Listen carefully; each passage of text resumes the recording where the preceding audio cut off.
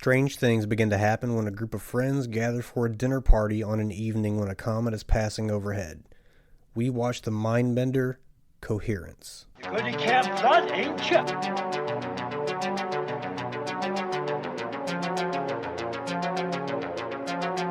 I have come here to chew bubblegum and kick ass.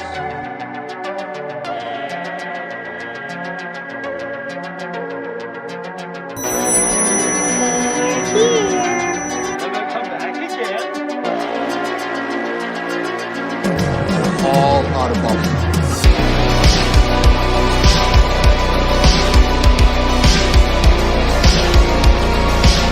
Start again first.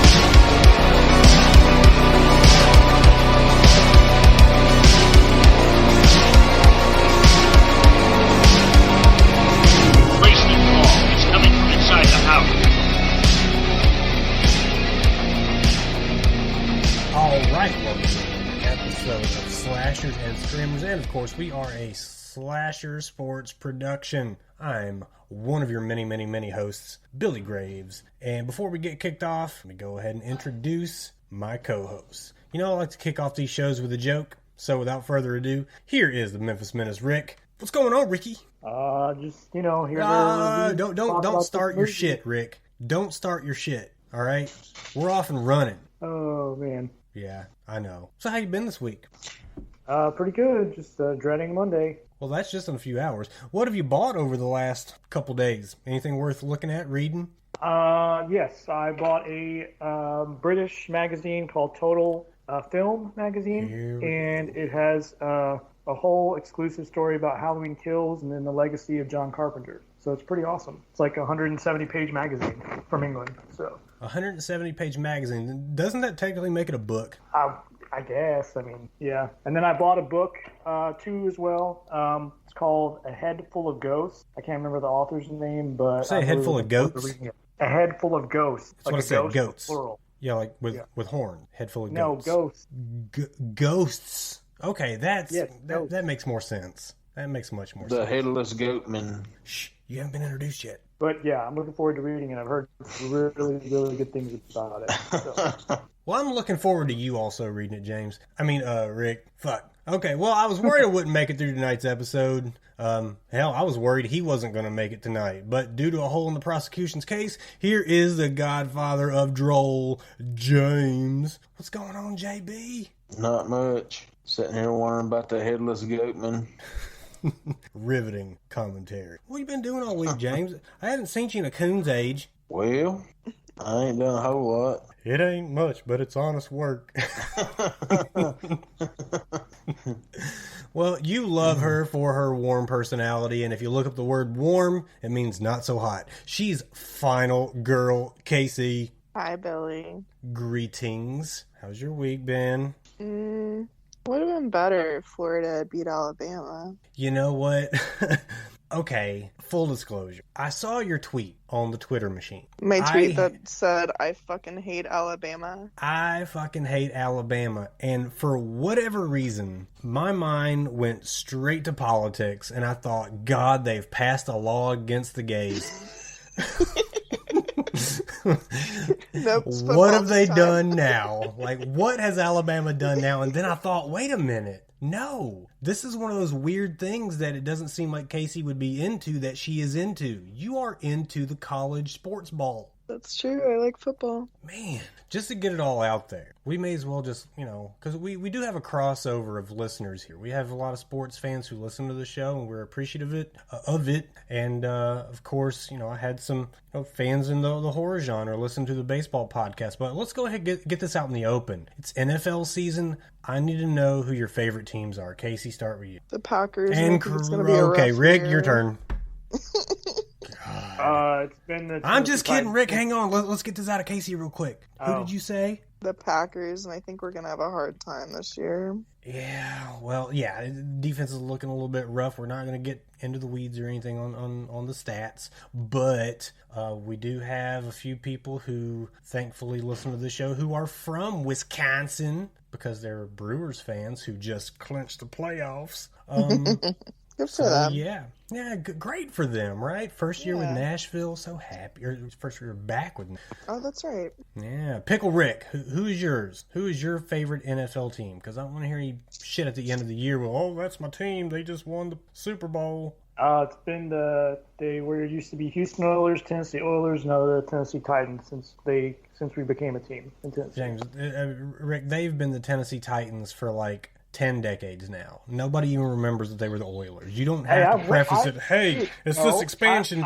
It's an expansion team called the Titans. I went to Oilers game in '97, and it was at Vanderbilt Stadium, and Jerome Bettis was still playing. Thank you very much. So, needless to say, you went to see a Steelers game, or was it a Rams game? It was the Titans, the Oilers, the Tennessee Oilers. Yes, but Jerome Bettis didn't play for the Titans. I said it was against the Steelers. Oh, did you say that? Yes. I didn't hear you say that. I heard that it was at Vanderbilt Stadium, which I also went to a game at Vanderbilt Stadium as the Tennessee Oilers. I didn't go as the Oilers. I went as Billy.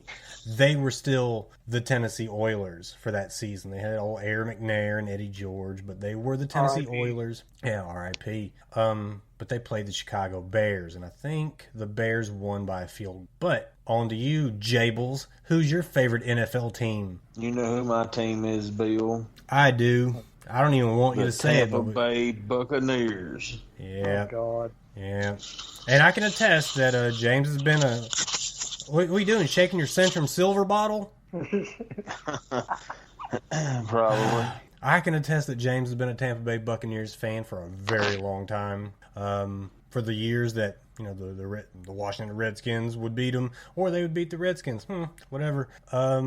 Yeah, James and I would have a fun time watching games. And of course, I'm a Washington football team fan. So at the end of the season, nobody's gonna call me a bandwagon. Not gonna allow it. But guys, we got a crazy movie to cover. Like I don't really know if you can consider it horror per se, because it's not, all slashy and stabby. But It's suspense, though. Very suspenseful, and I dare say that if we are in this situation, it's pretty horrific. Yeah, I would cry. I would cry, because you don't know how to get out of this one. Like most movies we watch, oh, I just killed a monster and I'm home free. Oh, I just killed the people trying to break into my home and I'm home free. In this one, you don't know what you're up against, and it just keeps getting more and more fucked up by the minute at a certain point. So Rick, won't you be a dear and give us the rundown of this week's film? All right. We did a film called Coherence. It came out on September 19th, 2013 at some film festival in Austin, Texas. Then it was released in the U.S. What's today's date, Ricky? That's a look. September 19th. Hey, that means we're on the anniversary, are we not? That's That we are. Nailed it. And then June 20th in the U.S. nationwide, it's 88 minutes, hour and 29 minutes, so pretty short movie. It was filmed at the director James Byrkit house over a week, 7 days. His own home. It is in English. Its budget was $50,000. It only grossed $102,617. I wouldn't really consider it a horror. It'd be more sci-fi, psychological thriller-ish. Honestly, a lot of the actors and actresses are really unknown. The only one is... Oh gosh, what was her name? I just had it. Lorraine Scafaria did a lot of directing stuff. I don't know Yeah, if there you was somebody that was took in note of that. some vampire movie, I thought, or something. But I could be wrong. Somebody was in Buffy the Vampire Slayer. Oh, that was Nicholas Brendan. What was his name in the movie? Hold on. It was Mike, I think. Yeah, Mike. it was Mike. Yeah, he was Xander and Buffy. Yeah, but there was a lot of unknown people. Emily Foxler was Anne, Maury Sterling, Kevin, Nicholas Brendan, that we said is Mike. Lorraine Scafaria is Lee. Hugo Armstrong was Hugh. Elizabeth Grayson is Beth. Alex Managan is Amir. Lauren Mahar is Lori. And yeah, that's pretty much it. So there you go. Well, something I didn't know that I noted while I was looking at this stuff was I watched Buffy growing up, but what I didn't know is that there is a sequence that we'll get into later where there's two people as one person. And I didn't know that Nicholas Brendan has a twin, and that played his double. I thought that was so neat. Pretty convenient. It is convenient. Pretty convenient. Well, before we get into the mental gymnastics that it's going to take to figure this one out, what say you about another round of Crack the Case? Let's do it. Yes. Well, I know we used to compete for the ability to choose the next film for slashers and screamers, but now it's for something much more prestigious. Self-value. Bragging rights. Bragging rights. Who needs anything else? I don't. So, the rules of Crack the Case are as follows. It's kind of like Headband. I'm going to read a case to our investigators, who are your panel of hosts, sans me. And that panel is going to ask me, as the moderator, questions that must have the following answers, or can only have the following answers. Yes, no, yes and no, irrelevant, I don't know, define what you mean by, and rephrase your question. So, what do you say we go ahead and read this case off? Let's go. The name of today's case is Greetings, Adios. Suddenly and without warning, hundreds of people over a multi-state area are dead from cyanide poisoning. Many of the deaths occur simultaneously. After much investigation, the case is solved by a deputy sheriff in central Alabama who arrests a local female clerical worker for the mass murder. What did the victims have in common? Who killed them? How? And why? Tough one. I'm going to open the questioning with my man, White Boy Rick. Okay. Was the lady that... Hold on. Now, let me rephrase that. Did the poisoning have something to do with any type of food? No. James, you're up next. Never fear, Bill. I got ants in my pants and the dryers went out and everything else. Okay. What do you want? Questions? Oh, I need questions. I need answers. Read that to me again, Bill. The whole thing? Yeah. Okay. Suddenly and without warning, hundreds of people over a multi-state area...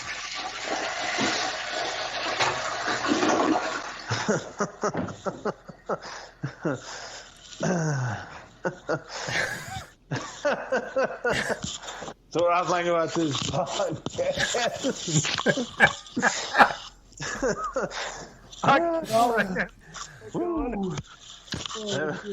Okay, reading the case. Fun.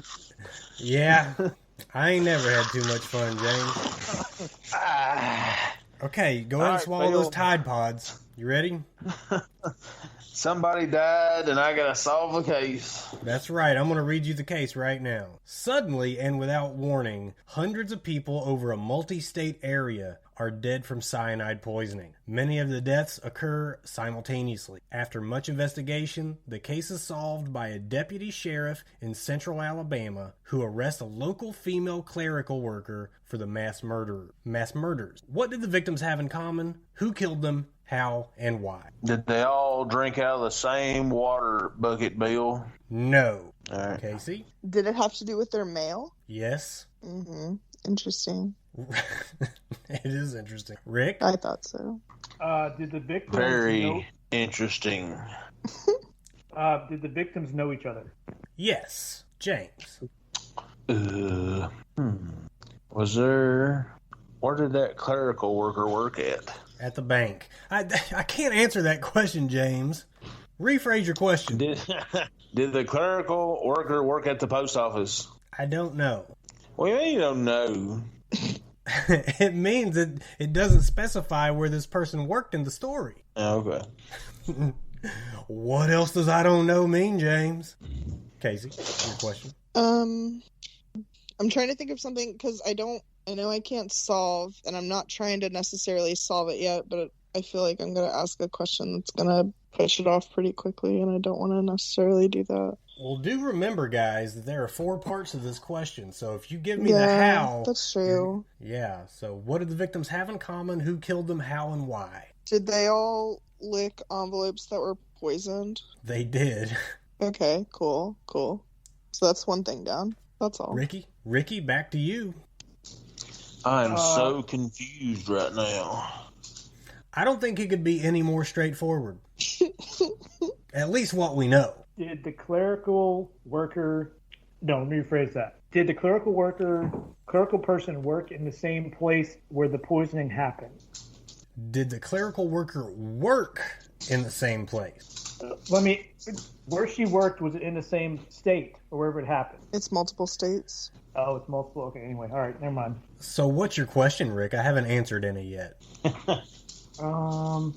I've been sitting here. I don't know. Skip, I don't know, dude.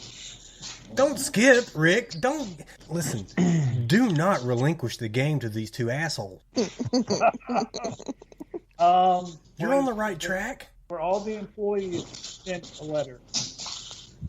Yes. Oh, no. James. You said yes. No, I wait, did say hold on. So it was the same question as yours, well, basically. no, I had a. Okay, I'll hold off. Jables. Oh, my God. What are we trying to figure out again? What did the victims have in common? Who killed them? How and why? But we know how. Casey's already figured out the how. Well, what they had in common was they all licked the same stamp. Fair. Sure is. We're not the same stamp, but the same Envelope? same batch of envelopes. Yes. So now we need to know what did the victims have in? Oh no, what did the victims have in common? You got it. How? You got it. Who killed them and why? The receptionist killed them. I know why, Bill. Tell me. It was a pissed off bride, and they were all going to that wedding. I don't know why they licked those envelopes, but... Guys, remind me to never, ever accept any invitations from James to a wedding. Bill, Just saying. well, I'm gonna provide my own envelope for your RSVP. You gotta lick it. Why is mine blue and everybody else's is white? So it wouldn't mix them up, Bill. Lick it like Why this. you look like- Huh? We look like CM Punk for Bill. Look like you're about to drop a pipe bomb on me. I might have to. All right, so what do we need to know right now? We need to know. Where's all the clues at? I think it's after this round, isn't it? Mm-hmm. I think I've smelled too much ant spray, Bill. My mind is not a steel trap tonight. It's like an old dull spoon. Never seen a sharp spoon, James. Never in my life. Bill, have you ever had your life threatened by a spoon? No. Sheriff of Nottingham, I have not. So, what did the victims have in common? They licked the same envelopes. Who killed them? The clerk. How? By sending them cyanide-laced envelopes. But why? Oh, why, James? Let's figure that part out. Is there a clue? After this round, Fucklebuck. Oh. Why did she do that, Bill? Because,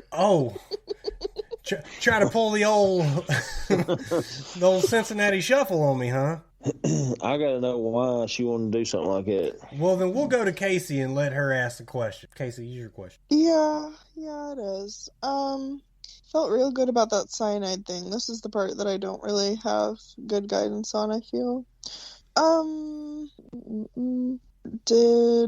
I just want to clarify from earlier, because Rick said the people who worked together all got the poison envelopes, so the way they all knew each other is that they were coworkers? No, they are not co-workers. Well, you didn't say that to Rick when he said that. What did he ask me? He asked the same shit I did, but said they were coworkers. Yeah.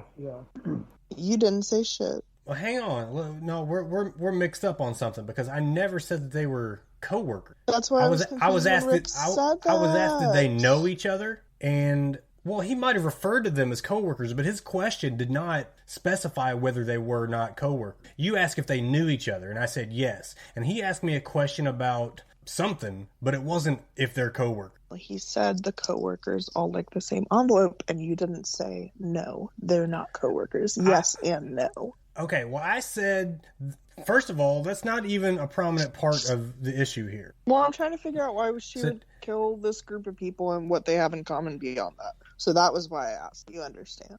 I do understand. They're not so coworkers, they're not but they coworkers. did all lick envelopes. So now we get a clue. Okay. All of the victims were members of a group. Sick. Not the coworker group. We're not a coworker group. Ricky, we need to know the why. Were all these people going to get fired from their job or something? No. Remember, these people are all in different states. This is a nationwide situation.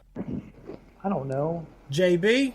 What was the clue, Bill? All the victims were members of the same group. The same group? What kind of group? Is that your question? A rock and roll band? No. Wait a minute. Casey, How your many question. people were killed? Oh, whoa, hang on, fuckface. You said a rock and roll group? No, they are not part of a rock and roll group. Casey, your question. Was the group of people that she killed competitive to her interests, like something that she didn't believe in or disagreed with? I don't know. Okay. Back around to you, Rick. You can ask a question and now solve. Was she seeking revenge on all these people? Yes. I don't know. She was seeking revenge, and this is where I'm a little hazy on whether I can give that to Rick, because there's a specific backstory here. But we basically have it all. I mean, what did the victims have in common? They all licked the same envelopes. Who killed them? The clerk. How? With the cyanide-laced envelopes. And why? To get revenge. Revenge for what, Bill? Revenge for what?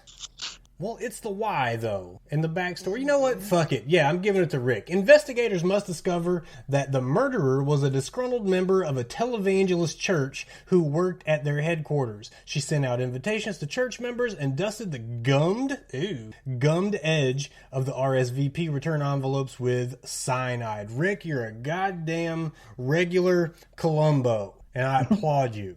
How would we have figured that out? By asking questions. What'd they do to her, though? They jilted her. Place. They jilted her, is what they Jilted did. is such a good word. They put her in the Iron Maiden. Oh. Iron Maiden? Excellent. Oh my God, Rick, that was so painful. I'm so very happy that you solved that. I don't think it was that painful. We kind of rolled along. Yeah, we were getting close. Yeah, well, I'm sweating my balls off right now in my bedroom. I mean, sweating. Should you turn a fan on? The fan comes on periodically, okay? That's what a thermostat does. Okay, why guys, are you sweating so bad? I don't know, because like I'm nervous around you guys. You guys give me butterflies. We're so intimidating. Well, okay, I'm gonna go that direction. All right, guys, listen. We watched the movie Coherence. I know it is a pretty unknown movie for the most part. Like Rick said, it cost $50,000 to make. It only made about $100,000. Largely unknown cast. But I mean, fully understand that this flick is not one that you can be distracted while watching. Like, there's a lot of subtle movement, some very unnoticeable changes, and it might require a rewatch. It's a slow burn, but I felt like it was a good change to what we've done thus far on the show. Would you agree? Bill, I fell asleep during this movie at least 5 times. I figured you would. And that's no joke. I definitely figured you would. It is a very slow one. What's going on? Well, that's the thing. I had to watch a couple of times. I realized the first time, man, I was too distracted. There was baseball on. I had a casserole in the oven. I don't know what it was, but what kind of casserole? Frito casserole. I'm gonna blame this movie for my spoon dullard mind this night. Not the ant spray. Yeah, don't shift it. It probably wasn't the ant spray. It probably was the ant spray. That's good stuff, Bill. James, it's all natural. Got peppermint in it. That means naked. Naked ant spray. Did you say it's got peppermint in it? Yeah. Were you spraying the back of your throat with it like a fucking chloroseptic? No. I got a sore throat. Let me get this. Oh my God. Okay, relying on a low budget of $50,000, this movie was shot over 5 nights in a single location with dialogue that was largely improvised. Okay, the improv I think I could have element. made a better movie than this. I doubt you could have, James. We've $50,000 in tried. 5 nights. We've tried, and you definitely cannot. Like, I remember when you plagiarized Maximum Overdrive in 4th grade and fucking got away with it. Plagiarized Maximum Overdrive? Wow. Of all the movies to plagiarize, why would you do that one? Because it was hot at the time. And listen, I remember... That's a damn good movie. It's a great movie. It's a very fun movie. I remember one line from this book because, you had to read it one of your classmates had to read it. And I remember the line from my movie that really told on him was, and then the Coke machine went haywire. Oh. Oh, God. I'll never forget it, James. I want to go back and find that book. If nobody else saw that movie, they thought that I was a very disturbed third grader or whatever grade we were in. It was fourth. It was pretty close. Our fourth grade teacher was kind of giving us more, I guess, grown-up tasks to do. So we were going to all write fictional books, little short stories. She was going to have them bound and everything. And she was, one of our best, teachers. Very innovative, very musical lady. But that day, I'll never forget it. Because Maximum Overdrive was one of my favorite movies as a kid, and today, Stephen King was, the fucking shit. He was like at the peak of his, I guess, his writing. Like, so much had already come out. I think it might have been one of those TV movies that was out around that time, or at least it came out shortly after that. When I read James's little version of Maximum Overdrive, and I don't know what, do you remember what you might have called that book, James? Instead of Maximum Overdrive? Maximum Overdrive. I don't know, man. I feel like it would be like, I don't know, minimum two-wheel drive. I don't know. The Red Comet. It might have been the Red Comet. God. Okay. Well, you know what? The improv element of this film really intrigued me, and that's why I picked it. It felt natural. Not that many movies aren't well acted, but this group of actors specializes in improvisation. And watching that, knowing, it kind of adds a slight twist to our viewing. I mean, did you think about this movie at all differently, knowing that it was largely improvised? So I watched this movie and not even getting into the plot or the depth of the film, like just within the couple first scenes, I was like, damn, these people are supernatural together. Not supernatural, very natural together. Like, if it seemed had been like supernatural, they all I knew each wouldn't have other. picked it. Yeah, I know. But along with like the very natural discourse that they had, it was so cool because later I was reading about it and it said, that it was largely improvisational, but also that these were like personal friends of the director, James Ward Byrkit. But he knew these people and basically just like asked them to come over and can you do this movie for me? Like, I've got a project that I'm putting together and I think you guys are going to have a good time.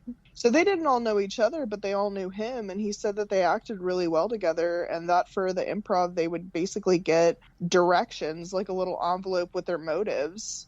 And they had to like act on those motives, and it reminded me a lot of the way that the Blair Witch Project was shot because they had the same kind of thing where they were preemptively given motives to follow. Yeah, so and I love that kind of thing. Yeah, so here's your overall goal. Get there, however you want to get there, and that's how it's going to be recorded. Yeah. Well, a little note from IMDb. The actor who plays Amir, Alex Manoogian, is the co-writer. He's essentially the mole who helped guide scenes if the actors went astray. Instead of scripts, the actors would each receive, like you said, Casey, only a small paragraph that they would see as their goals for the day. They allowed the story to unfold naturally and create genuine reactions in the other actors. So going back on what you said, very natural, because I think a lot of the actors in this film are going to speak the way they would in real life, not so much, or at least a little bit closer than a hard script that they have to follow. I dig it. But, the oddities of this film revolve around a passing comet, much like Maximum Overdrive, James, which they cover this in the first scene where we're meeting the characters, and, like, already I'm kind of getting, like, Your Next vibes. But we also know that, right? Am I right? So we also know that, comets historically have, caused tons of issues, namely in machines, as evident in Maximum Overdrive. So we're getting the best of a couple of different worlds here. Now, the difference I found between Coherence and Your Next immediately was that there's no one in this crew who's unlikable. Maybe later, maybe not. But, I mean, you got the guy who was supposedly the actor on Roswell, who's kind of jokingly prodding the girl who was not a Spanish yoga instructor. But he's doing so in a way that you think, like, okay, this is the guy that we're going to hate. But no, it's just a regular friendly jabbing, not unlike, what we do here. Can you imagine if we were all in a room given motivation and we had to be a movie? That shit would be unwatchable. I can tell you right now, I thought about that 100 times watching this film. We'd probably get a freaking raspberry. Aw, that would be fun. Well, I'd be proud of us. says who? You wouldn't be proud of us? What did Rick just say? I said We'd we'd get a probably get raspberry. nominated for a raspberry. Or, I is like that what it's called? raspberries. Yeah. Golden raspberry. No, it's a yeah. Razzie, Well, it's short for the golden not a raspberry. raspberry. It's a Razzie award. Same Yeah, thing. Same thing. Yeah, the Razzie is short for... Yep, anyway. I don't think we would. I think, this movie made how much, Rick? 100 and what? 100, barely over 100,000 at that. Well, we'd have gotten 200 grand. That's what we'd have gotten, okay? There's a couple of people that I do take exception to in this film, but they weren't immediately hateable, But, the background's still developing as, well, while the dinner conversation continues to unfold, they notice there's no internet. But it's done in such a way that, like, it doesn't feel alarming to anyone. They're almost kind of mentioning it as a side note while, what's his name? Beardy. Beardy. What's his name? Hugo? Hugh. Hugo Armstrong's character, Hugh. Beardy. He's talking about his brother. I feel like sometimes we get too much worry or too early in the movie. In some of these strange happening movies. Like, someone will be watching the news and see something weird. Instead of going, well, that's the news for you. You'll get a shot of a lead character with a shot zooming in on their worried face. Like 17 minutes into this flick, you think this is a good pace? James apparently fell asleep. It's a little slow, but I think in the meantime, like, we get to watch these really natural interactions, which, like, when I watch a movie, I really appreciate the dialogue, which is something that I've always been a fan of Quentin Tarantino for, is, like, a well-written movie. And this not even being written makes it all the more impressive because the dialogue is so natural. And this is what you're thinking while you're watching. This isn't an afterthought. Yeah, I wasn't bored. Like, in the moment, I was like, damn, this is, like, really well acted. And knowing afterwards that it was improvised is even more impressive. Rick, what say you? I thought it was pretty slow at the beginning, but now knowing that it was improvised, that's pretty awesome that they could do that. I thought it was a script. I would have no idea. Oh, so, yeah. Definitely it brought a lot of more, realism to the film, knowing that now, rather than, me going into it thinking, oh, they're just reading off the script like normal. And now that I know, I'm like, okay, I couldn't do that. James, at this point of the movie, how many times have you fallen asleep? At least twice, Bill. That I know of. That you know of. Okay, you got those little micro naps. You don't get to count those. So I believe that. James is one of those who, it doesn't take long. If there's not a werewolf, he can go anytime. No werewolf in this movie. Yeah, none. So I kept looking for a werewolf because of the full moon. Well, it was a comet. I don't think we ever saw the moon. That's why you never saw one. Duped again. Foiled again. This movie really sucked.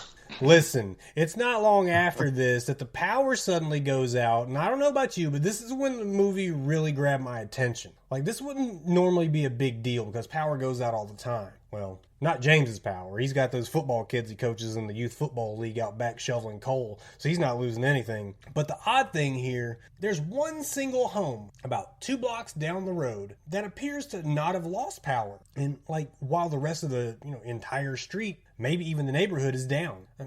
We know now that this is important, but at this point, they're just thinking about, going to see if they have a landline or something. At this point, is your interest piqued? My interest is nervous. I would never, I know reading books as a kid, people would, go to people's house for a cup of sugar or, some eggs or something. I would rather die than go knock on my neighbor's door. I would rather you died than knock on mine.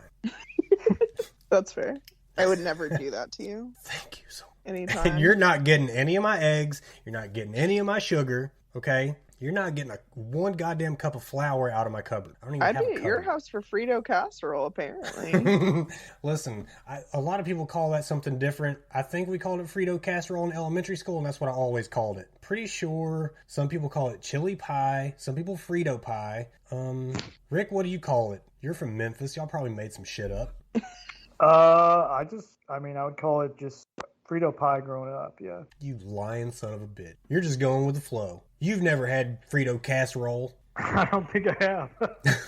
But you don't think that you ever ate it in like elementary school? It's like basically chili on the bottom. Fritos yeah, but we called it like a fucking, what was it, like taco salad. Oh, that's a whole different thing. Shit, I don't know. Did you know in elementary school, quick story, we called this janitor, and his name was Wolfman.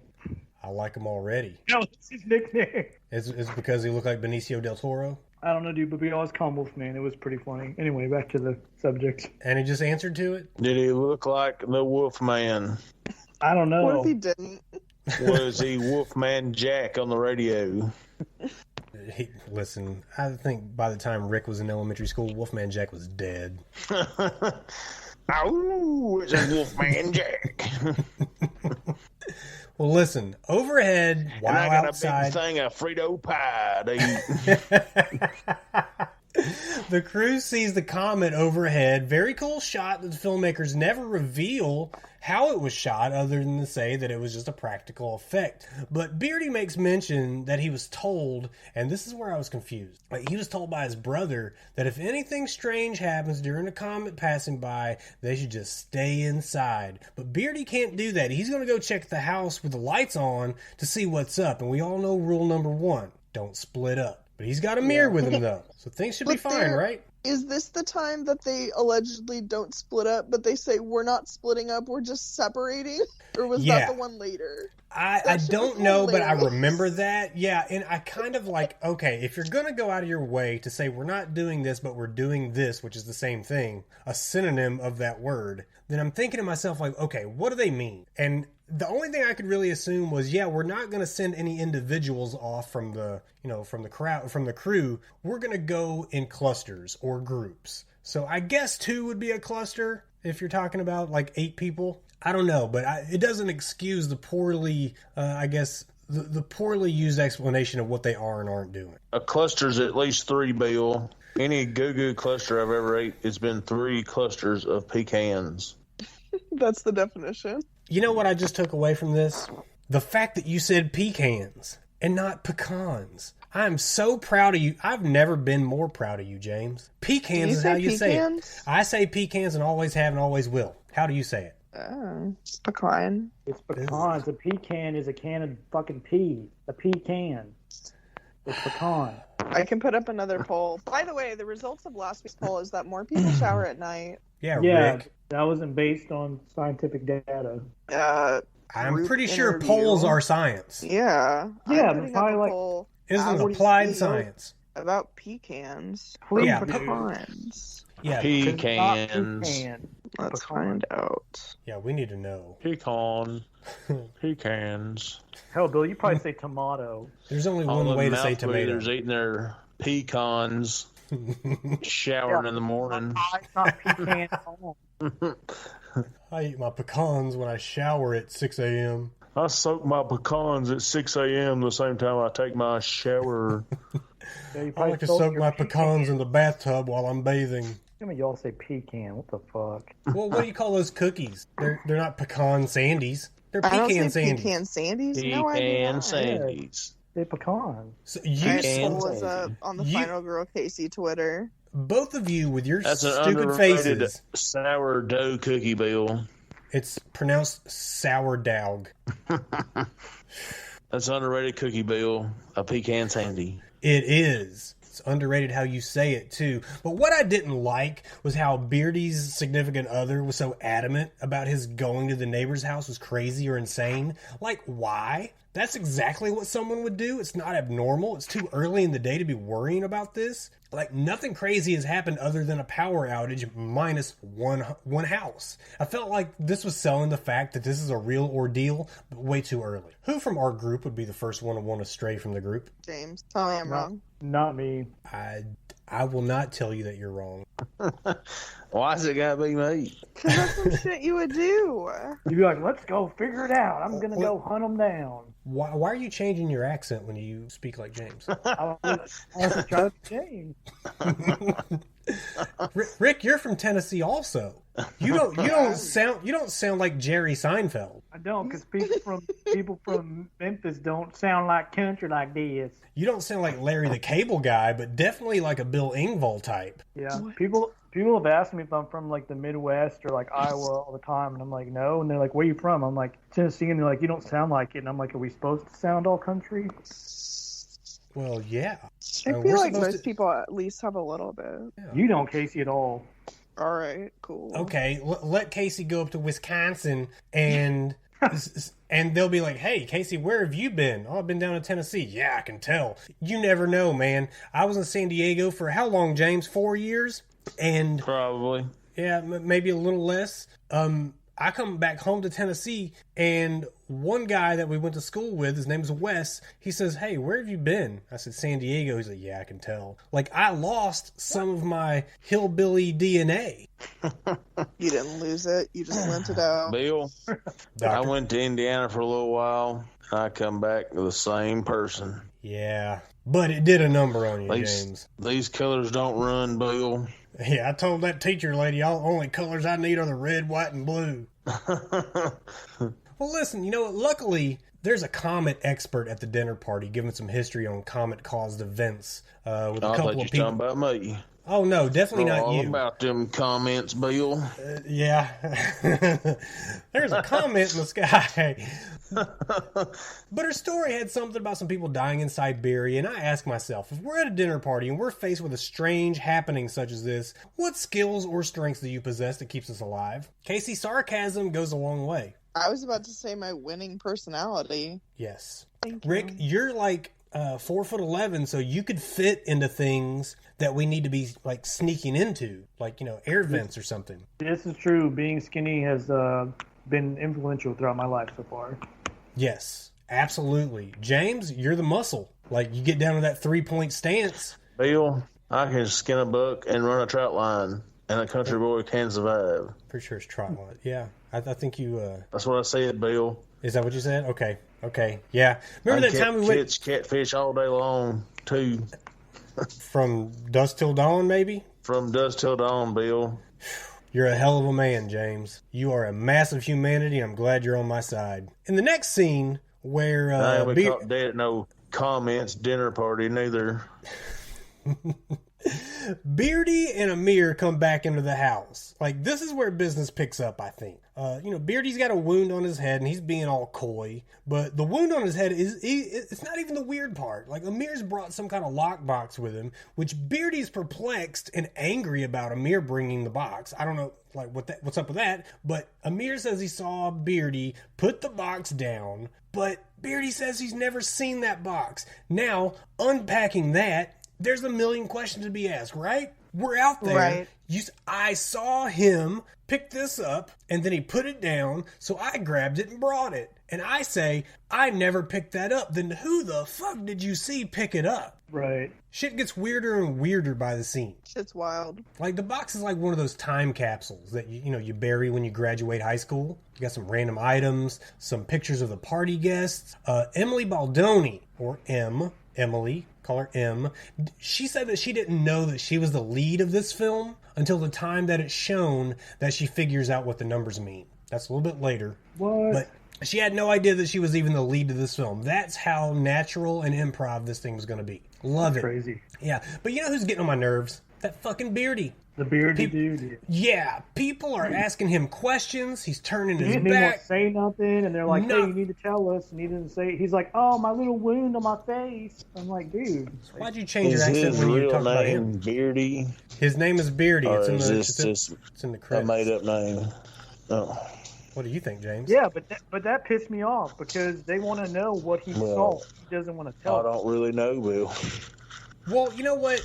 Listen, you come in, you got What a wound on your numbers head. you speak of? There are people asking you questions, and you're just giving the dramatic silent treatment. I wanted to punch him in his beardy face. But when he reveals what he saw, which, spoiler, is basically the same house with the same setup of candles and a table set for 8 people and 8 people. Well, I think he said he saw 7. He didn't see one of them. I would be scared to tell y'all that because y'all would think I was crazy. Except the fact that Amir was with him. But Amir, I don't think Amir saw it, did he? Nobody was asking Amir what they saw. No, but Amir can attest to, I guess, the sanity of Hugh. Like, nothing happened. He didn't trip out while we were gone. You know, like, this is some real mindfuckery. Like, the crew's asking what he saw. He finally spills the beans. He says what you just said. And not only that, but, like, that sound that we heard before,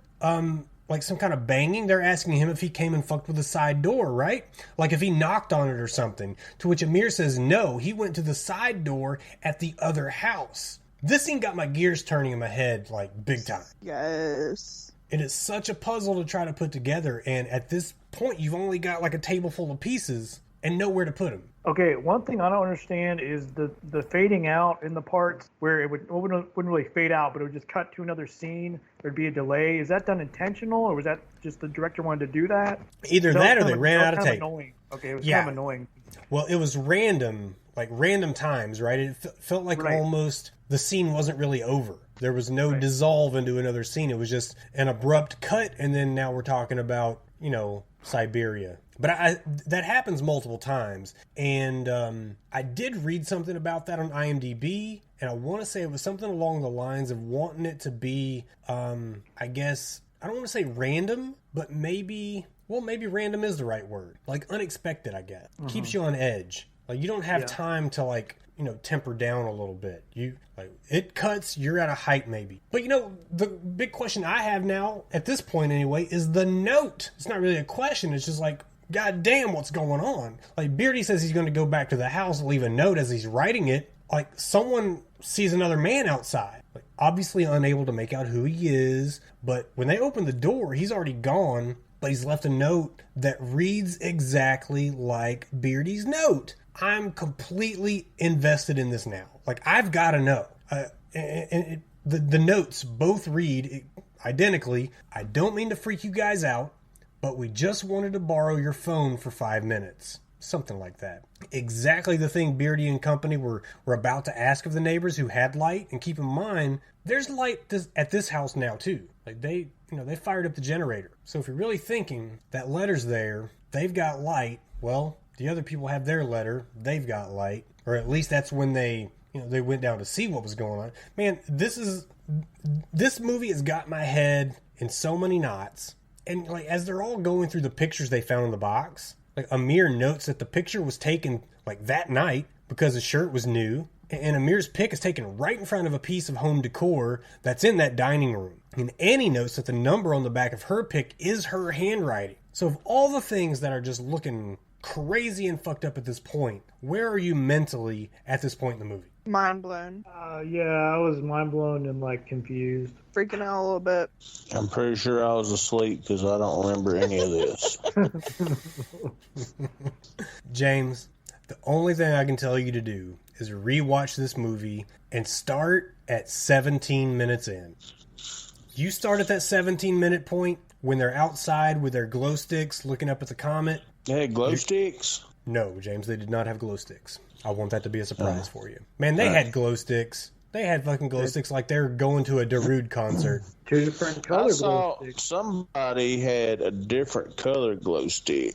Hey. Now you're talking, James. Or Way to wake up. something. Yeah, now way to wake up. Well, you know, the group decided that they're not going to split up. They're going to break into groups, which, you know, I guess is the next best thing. So the departing group goes down the street, glow sticks in hand, and Mike, who's the actor from Roswell, who, you know, keeps saying to himself, "This is my house. This is my house." Like, Was but he the team really in Roswell, or was that just ad-lib? He was No. not in Roswell. He was in Buffy, but I think it's supposed to be a joke play that he was on like a sitcom a long time. Not a sitcom, Lord. Just like a teen show a long time ago. Okay. And what is Roswell? Roswell's the UFO show, right? I didn't watch Roswell, Never so watched I'm it. not sure. But I think it is. Okay.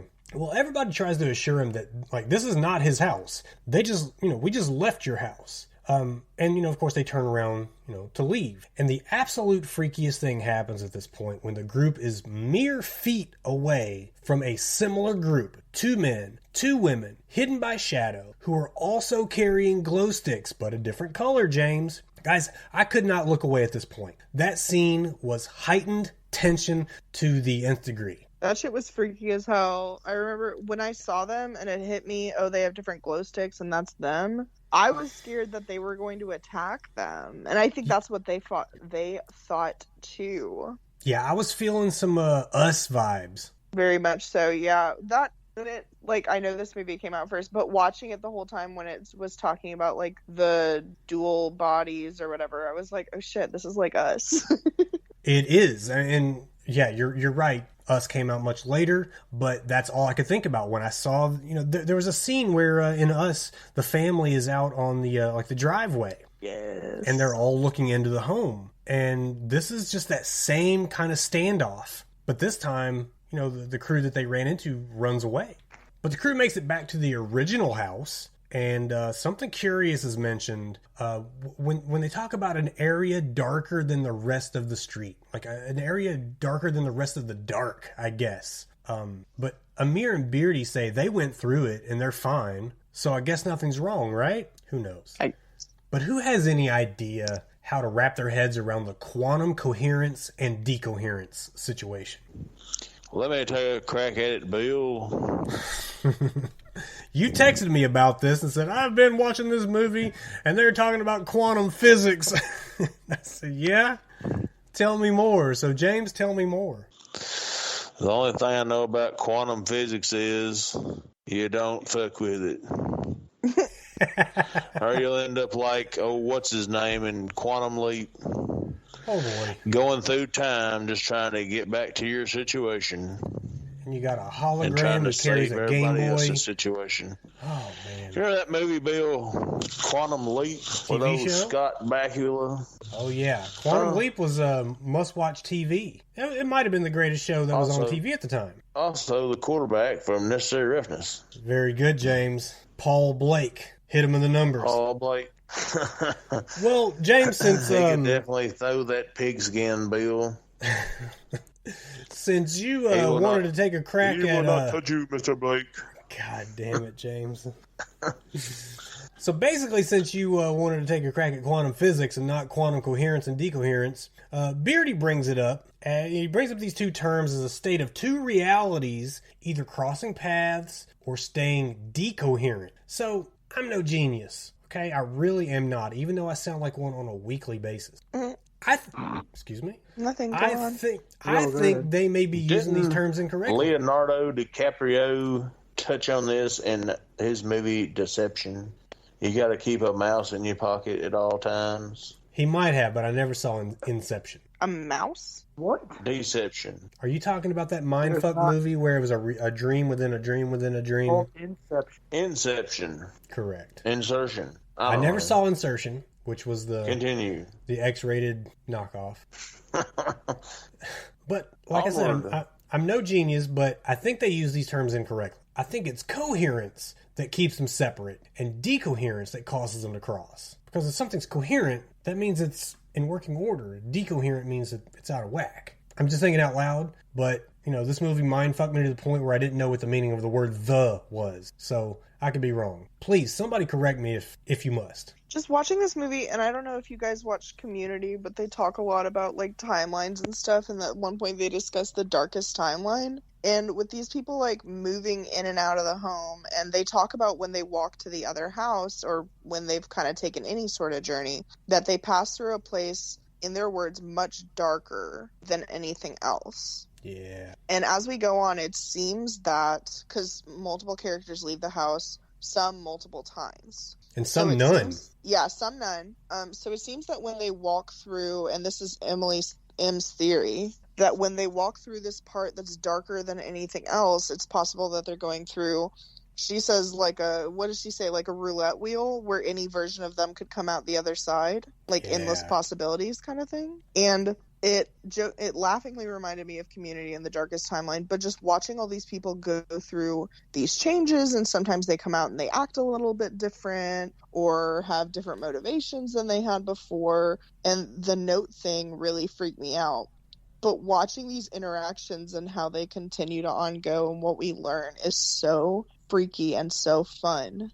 Well, I mean, I think they do kind of get that theory down, though, of quantum coherence. Like, in the few minutes they talked about it, they start piecing together the fact that these two realities may exist, but aren't running parallel to one another. Like, or in other words, the same events may happen, but not all at once as well. So I missed something along the way. But which book were they talking about when they said that if this girl is asleep, that means that they don't have the book yet, and Mike wants to go to the other house and steal it? What book is he talking about? I didn't really get that part. Somebody came back later with a green book, and they knew all about it, but I did not follow that, I guess, that timeline. Yeah, I didn't understand why when they got the book, I was like, when they got that, I was like, what is the significance of, and they never really explained that, is what I mean. And I'm just wondering if James is going to sweep in and just blow all our minds and tell us exactly what this book was.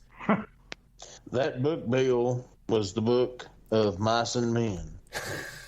God. Was it? Gatsby, maybe? See, James, if I knew you were just going to... Tokens. If I knew you were just going to make some shit up, I wouldn't have even asked. I probably still would. He wrote, though? That's what I... What damn book, Bill? I didn't even see no book in this movie.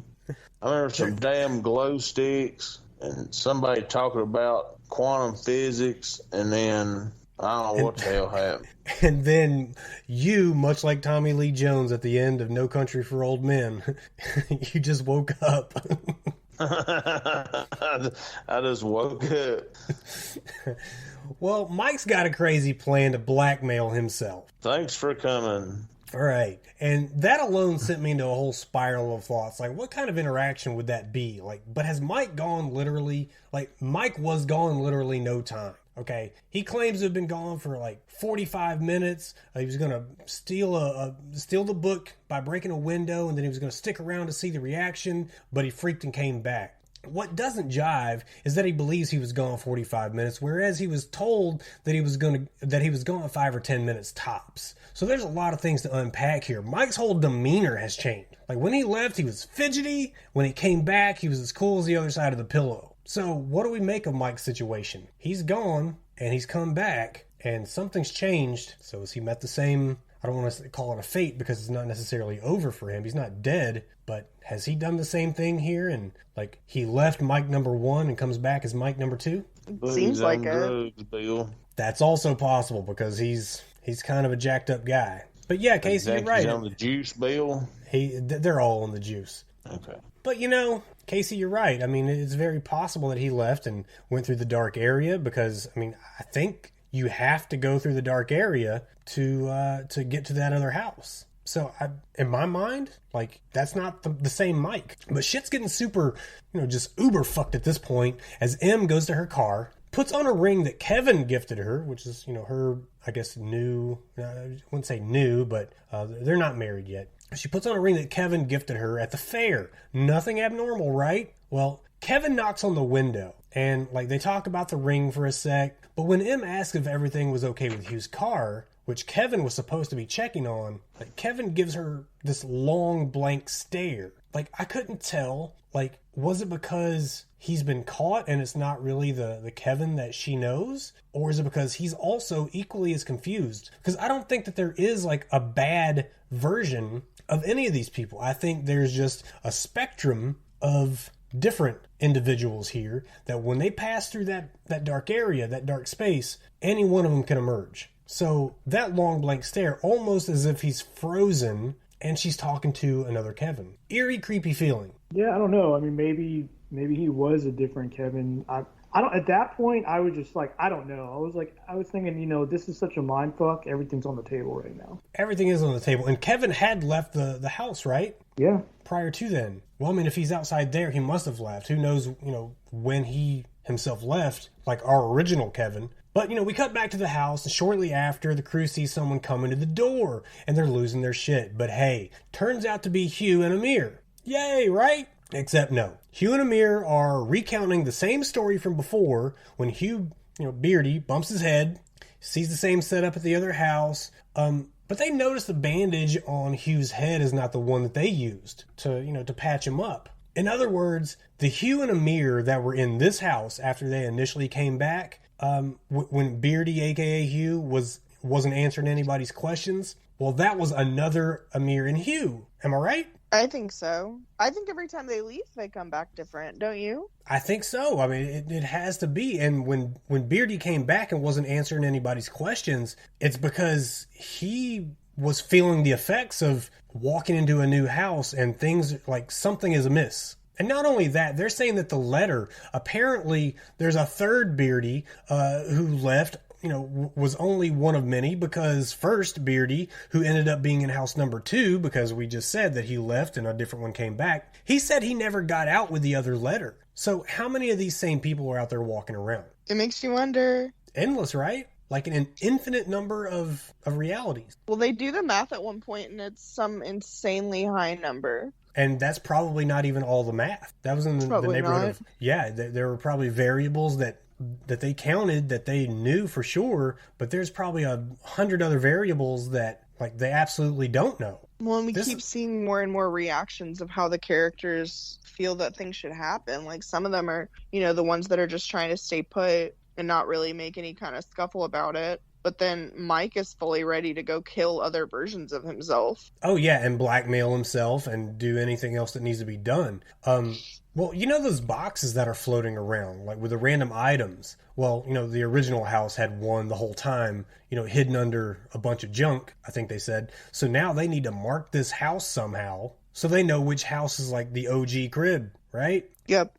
So you got to know which house is house number 1, the one where I started. But when they try to match up the numbers from the backs of the original pictures, M figures out that the only people who haven't left the house, they're definitely the original people. But anyone who's left the house are visitors and not the original people we met at the beginning. That would be Beardy, Amir, Mike, Kevin. Can't remember who else left. I think there were 4 of them originally, or maybe in total. But that means that Mike and Lee, who were in this house, are not a couple. We have a whole house full of people from multiple realities. Is everybody following this the right way? Am I missing something? I think I've kind of got it down at this point. I hope so, because that's what I understood too. Well, shit gets all the way live when it's revealed that Beardy's wife had a past affair with Roswell Mike, made evident by the blackmail letter that some Mike in the universe left at the door, and moments later one of the many Mikes busts through the door and he puts the work in on current Mike, or at least we think it's current Mike. It might be Mike number 2, who knows. But this causes current M to leave the house alone, and what she sees brings all the worst fears to reality. M peers into the windows of all the houses on the block, and she sees an alternate version of the dinner party in every window.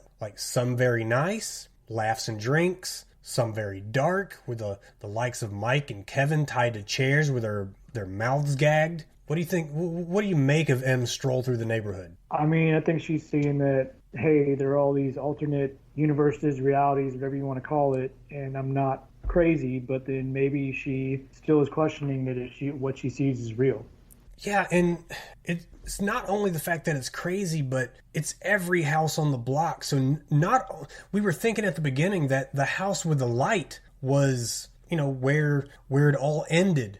Our house is where it begins, the house at the end, or where the lights is where it ends. But no, it's every house in between. Every house without light that was out without light that night had an alternate reality going on. So, maybe when they go through the dark space, they're one of those, we'll just say 10, 15 homes. There's a Mike in every one of those. There's an M in every one of those. Maybe the number is limited.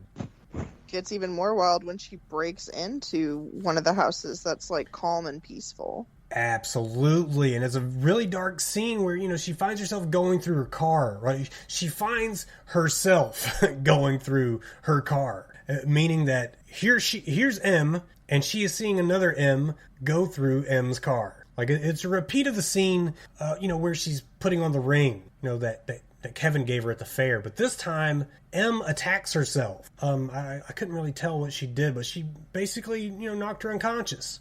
So seemingly, so our M, like, this is just what I got. Maybe this M could be reunited with the original Kevin, because she doesn't see the Kevin that she knows back at the house as her Kevin, like Kevin number 1 that she came to the party with. I think maybe I could be way off on that. Maybe she's just trying to find one that's not so dysfunctional. Yeah, I think she's trying to find one where it feels more natural and less terrifying. Yeah, so maybe not the original Kevin, but one more like the original Kevin, because I think she's trying to go back in time to a time before Kevin really started behaving a certain way, maybe. I'm not sure. But that's not where this one ends. Like, she doesn't just go into that home and, live happily ever after with Kevin. Like, the attacked M crawls back into the house, spotted by only our M, who follows the injured M into the bathroom, beating her with a toilet tank cover. Well, she hits her with it. She doesn't beat her with it.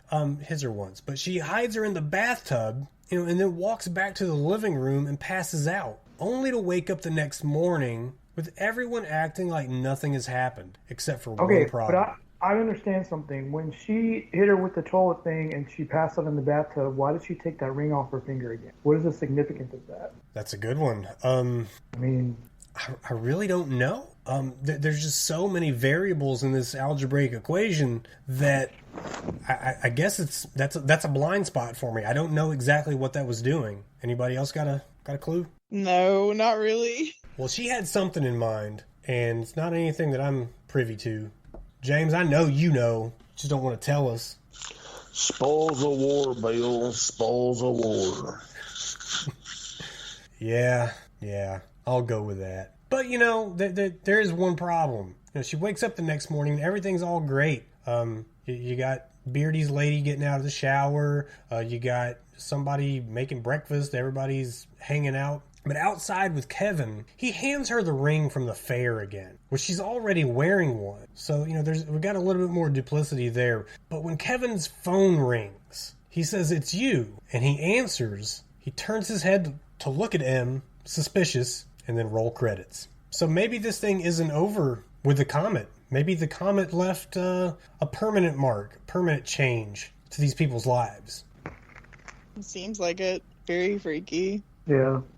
Guys, I don't know if this film is considered horror in your book, and I guess horror is subjective. But what was your overall thought on Coherent? Rick?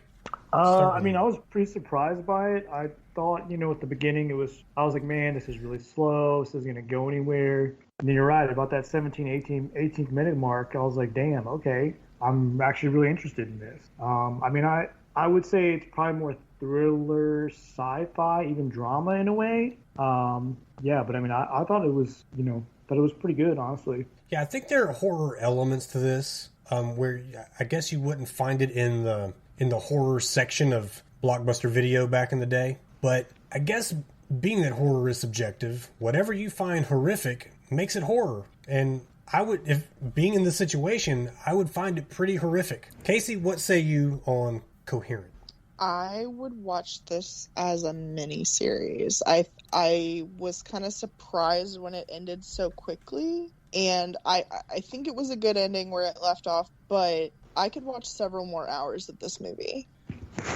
Yeah, I'm with you on the miniseries type of situation. Coherence was one of those movies where they could drag this out almost like a Lost kind of a situation, not really revealing too much into it, but man, I really thought this was a good movie. And I got this off of a website, and I cannot believe I don't remember which website, but they named Coherence as one of the top 20 horror movies on Hulu. And I think it came in at like number 13. Very good list. But I wanted to get this one because I didn't think anybody out of our group had seen it. At least I hope not. But James, what's the final verdict on Coherence? Are you having trouble sleeping at night, Bill? Is it hard for you to go to sleep at night? Yes, it is, James. Then just put this here movie on right here, and you'll drift off to Lullaby Land in no time. While that is very fair, James, I will defend it on the first watch. I'm sorry, I will defend your point on a first watch, because when I watched the first time, I started getting a little bit, because I don't know when this is going to pick up. I don't know when, the mindfuckery begins. So basically 15 minutes in, I'm like, man, nothing's happened yet. And it's only an 88-minute movie. Like, gosh, when is it going to pick up? But knowing when it picks up, I had a lot more patience for this movie. I know about as much as I did the first minute as I did the 88th minute. That is very fair, James. That is very fair. Well, guys, let's put a bow on this one, though. Bewildered, watch Coherent. James, let's be very honest with our listeners. You were confused and bewildered the moment you pressed play. When I gotta text you and ask you how to spell this damn thing, I know I was gonna have trouble. Facts upon facts upon facts. But guys, that's going to do it for this episode. The one thing we need to do before we go is we got to get Slick Rick to tell us what we are watching this week. The movie I picked, I was really thinking about it, and this is a sequel, not a second sequel, but a third movie, sequel to an original film that was considered one of the scariest at the times when it came out. We were doing none other than one of my favorite sequels ever, The Exorcist 3. You magnificent bastard. And this is on pretty much, dude, it's on everything. It's on Pluto TV, Peacock, Tubi, Vudu, Crackle, Amazon Prime Video. So plenty of places to watch. Now I have a question. I can't watch this movie, Bill. Too scared. Do our viewers, listeners, we are a podcast, have to have seen The Exorcist parts 1 and 2? No, Okay. Actually, not necessarily. No. Cool. I've never seen this one, so wasn't sure. Very good pick, Rick. I also have not seen The Exorcist 3. I don't like watching stuff like this, Bill. George C. Scott in it, who is the man. So and Brad Dourif. So yeah. I love Brad Dourif. I'm excited. James? Is it the same guy that does Dorf Does Golf? I don't think so. I don't know, but it was directed by the original guy that did the original Exorcist as well. So no, it is definitely not the guy who does Dorf on Golf, James. God damn it, why? That's Tim Robbins, you filthy bastard. Oh, man. Guys, okay. We're going to watch Exorcist 3. It scares me. James, you can come over and watch it with me. Oh, and I'm not going to give anything away, but there's one scene that's you think about it, Rick. Think about it. Scary, and I want y'all to tell me when we have our episode next week if you thought the scene was scary or not. Okay, well, we're going to wrap this thing up before Rick runs and spoils something for people who have not seen The Exorcist 3. So, for Final Girl Casey, for the Godfather of Droll James, for the Memphis Menace Rick, I am Billy Graves. This was the Slashers and Screamers podcast, and we will catch you in the game.